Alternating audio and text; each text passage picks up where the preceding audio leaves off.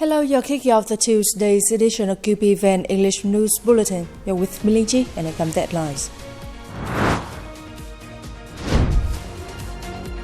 Prime Minister Phạm Minh Chính attends Martyrs burial ceremony in An Giang. Military forces responsive to Typhoon WIPHA. Vietnamese Cultural Day held in Ufa, Russia. On the morning of July the 21st, at Dốc Bà Đắc was cemetery in An Giang province. Prime Minister Phạm Minh Chính attended the burial ceremony of 81 martyrs who laid down their lives in Cambodia for the international duty. Senior Lieutenant General Võ Minh Lương, Deputy Minister of National Defense, Deputy Head of National Steering Committee 515, also attended the event. In a solemn atmosphere, Prime Minister Phạm Minh Chính and the delegation paid antenna tribute to the martyrs for sacrificing their youth and lives to the national peace, independence and reunification and the happiness of the people, as well as for the completion of the noble international duty. Right after the ceremony, Prime Minister Phạm Minh Chính had a working session with collection teams of military personnel. He lauded the efforts and responsibility of the officers and soldiers despite harsh weather and terrain conditions to complete the sacred task of searching, collecting and repatriating the martyrs back to their homeland. Since 2001, military personnel has collected over 11,000 sets of martyrs' remains, more than 8,000 of which repatriated from Cambodia. On the afternoon of the same day, Prime Minister Phạm Minh Chính and the delegation inspected the progress of the first component project of Châu Đốc An Giang Sóc Trăng Expressway.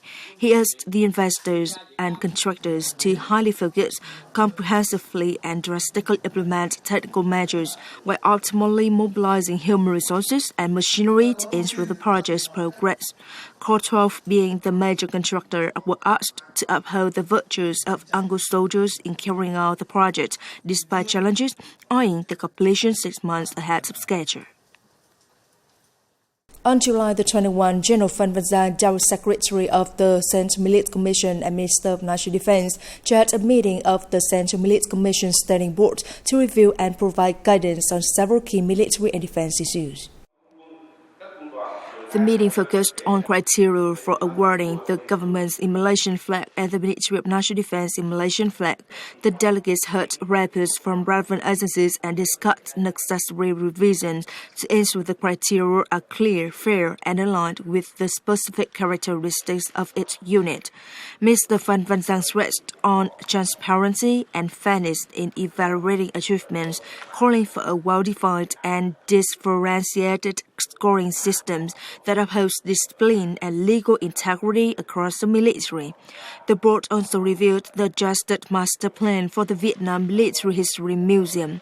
The General Political Department and its consulting unit presented revisions that structured the museum into 12 harmoniously integrated function zones aligned with the concept of a museum within a park. General Phan Văn Giang requested a balanced land allocation to accommodate future needs and contingencies. He also urged the inclusion of outdoor exhibits from other military units into the museum to create a comprehensive and diverse display. On July the 21st, in commemoration of the 70th Wounded Veterans and Martyrs Day, a delegation from the Central Military Commission and Ministry of National Defense, led by General Trịnh Văn Quyết, Chairman of the General Political Department, offered incense in tribute to late Party General Secretary Lê Khả Phiêu and General Nguyễn Trí Thanh, the first Chairman of the General Political Department. The delegation also visited Senior Lieutenant General Phạm Thanh Ngân, former General Political Department Chairman, and the Vietnam Veterans Association Central Committee. General Trịnh Văn Quyết expressed deep respect and gratitude for the great contributions of Party General Secretary Lê Khả Phiêu and General Nguyễn Trí Thanh to the revolutionary cause of the party, the nation, and the military. He encouraged the leaders' families to continue holding their legacy and contributing to national development and military affairs. During the visit to Senior Lieutenant General Phạm Thanh Ngân, General Trịnh Văn Quyết wished him good health and hoped he could continue offering heartfelt insights to help build a stronger Vietnam People's Army. At the Vietnam Veterans Association, General Trịnh Văn Quyết briefed on recent remembrance activities of the whole military, especially those held during the annual July month of gratitude. He expressed his hope that the association would further support the search, repatriation, and identification of martyrs' remains while proposing new initiatives for memorial work and cemetery restoration nationwide. On July the 21st, Senior Lieutenant General Lê Huy Vịnh, Dow Defense Minister, chaired a conference reviewing the integration of RT training at the Mass Zero Education Literacy for All initiative at military academies and schools.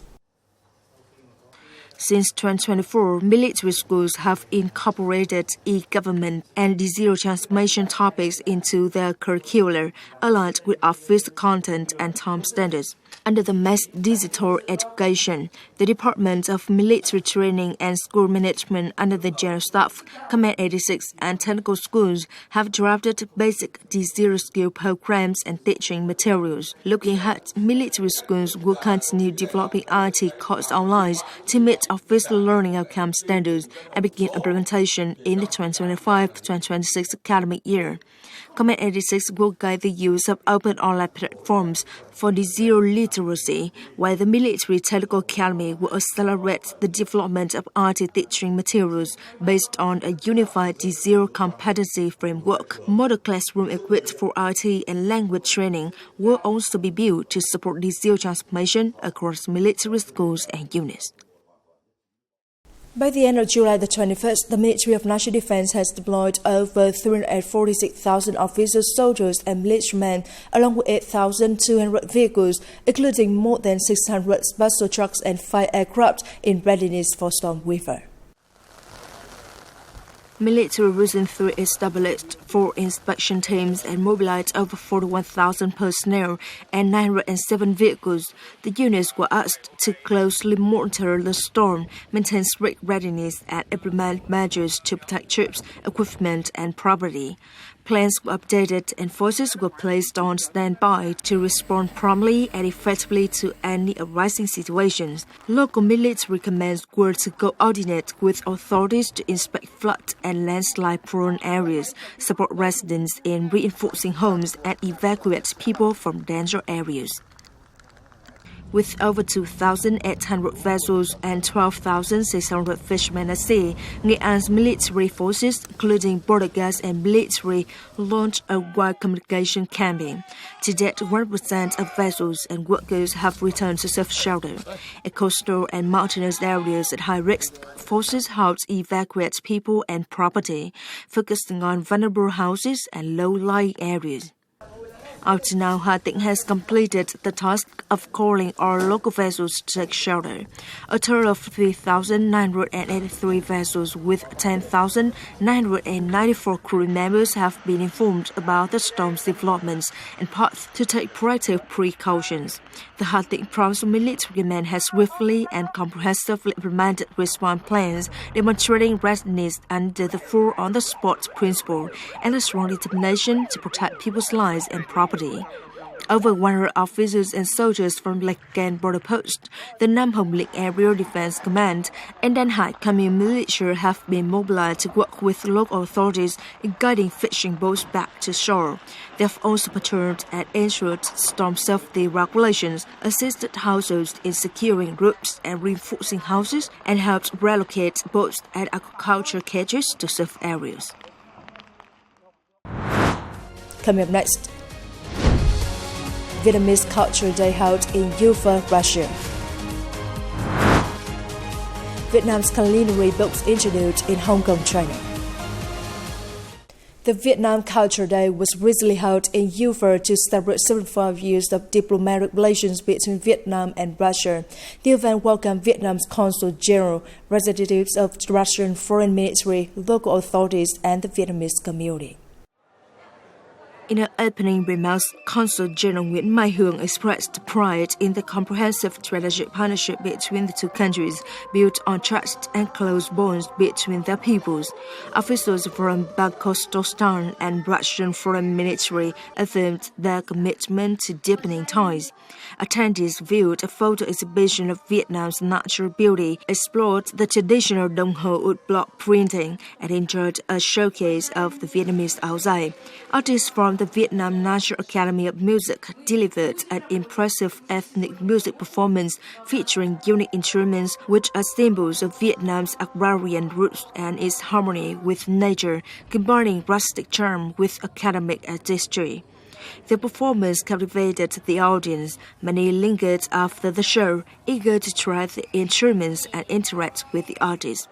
The evening sparked discussions on turning cultural admiration into action, developing programs to teach traditional music and arts abroad, nurturing a deeper connection to Vietnam's heritage among overseas communities worldwide.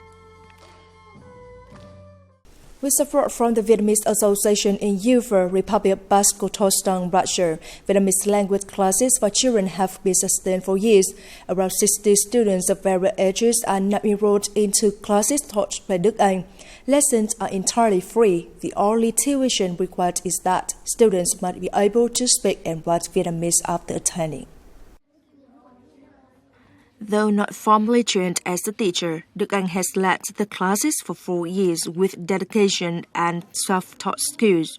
His curriculum ranges from basic alphabet recognition to reading Vietnamese folk groups and proverbs. Language learning is interwoven with lessons on Vietnamese culture and traditions, helping young learners, many of whom have never been to Vietnam, develop a sense of identity. In addition to reading, writing, and speaking, the children learn about Vietnamese culture, customs, and history. Language study builds a connection to their homeland. The community's compliance with local rules and awareness of the need for communication with locals have drawn strong support from authorities implementing federal migrant integration policies. Since March, Bashkortostan's government has subsidized local teachers for language classes. This pilot program is funded by the federal and Republican governments for migrant workers and their families. Integration requires language, cultural, legal, and historical understanding so they can navigate daily life. Thanks to committed leadership and growing awareness, the Vietnamese community in Ufa understands the values of both cultural preservation and integration. Their efforts are a model for building a strong, united Vietnamese presence in Russia. The 35th Hong Kong Book Fair themed Food Culture, Future Living, hosted by the Hong Kong Trade Development Council, is underway in Hong Kong, China, drawing a large number of book lovers. The Consulate General of Vietnam in Hong Kong and Macau has joined the event and been introducing Vietnamese culinary culture across the 3 regions to the fairgoers through books. The culinary books brought to the event by the Vietnamese delegation not only introduced signature dishes of the country, but also their origins, cultural significances, traditional cooking methods, and their credos, thereby appealing readers and bringing Vietnamese cuisine closer to locals and tourists in Hong Kong. This event is the chance for us to tout Vietnamese culture and tourism. It is a prestigious event, always drawing great attention of locals and tourists here. Many visitors expressed their keen on Vietnam for the tourism, culture, and especially the cuisine, which is also the theme of this year's fair and the strength of Vietnam. There is also an opportunity to promote Vietnamese cuisine in Hong Kong. There are currently numerous Vietnamese food restaurants in Hong Kong, serving from street food to mid-luxury star dishes. There remains ample room for the development of fine dining or regular restaurants. I've been in Vietnam a couple of times. Israel and Vietnam enjoy very good relations in developing fields of trade, technology, agriculture. So I tried banh mi and pho many times. big admirer of Vietnamese cuisine. Running from July the 16th to the 22nd, 2025, the Hong Kong Book Fair this year gathers the participation of more than 770 agencies, expectedly some 1 billion visitor arrivals. It is the end of the English News Bulletin today. We'll watch news again at qpvn.vn. For now, goodbye and see you next time.